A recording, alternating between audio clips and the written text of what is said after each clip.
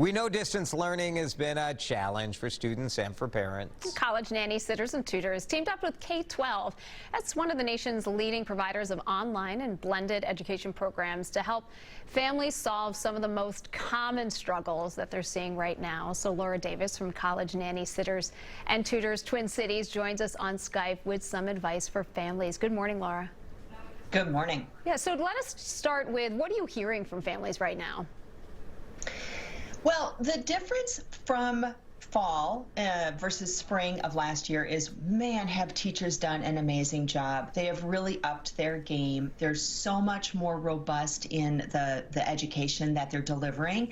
Makes it a little bit more challenging for parents because those schedules are moving through the day and you have to be on Zoom calls, you have to be on Skype calls. There's a lot of learning that is happening. So we saw that coming early on this summer. We started planning for that at College Nannies, Sitters, and Tutors, hence our cooperative efforts with K-12, so we could train our nannies and tutors how to be better distance learning coaches. And we've got some ideas and tips that we can share with parents who are doing that job as well. Yeah, let's hear it, because obviously you have the ability to send your people through training. Most parents don't. So tell us the advice. Let's hear it.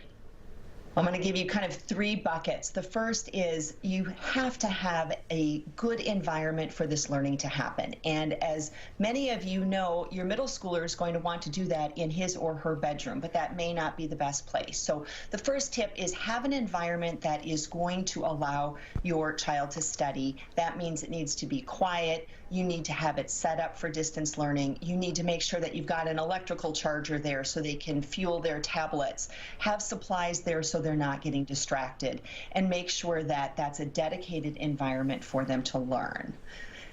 The second is you still need a schedule.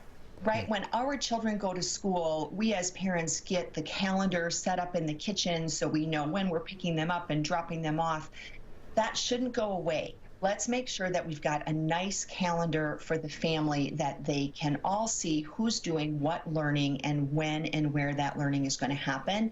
Make sure that near that schedule, you've got a duplicate copy of all the passwords, the logins, all of those things that they're going to need. So when they do get on their learning, it's right there and they can be self-sufficient. If they're missing something, can go find it, or a parent can go help with that as well. And the third tip is we really need brain breaks. It is not the best for our children to be learning through Zoom or Skype.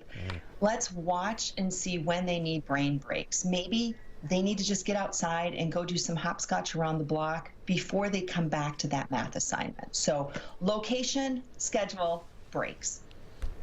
All really great tips. Laura, thank you.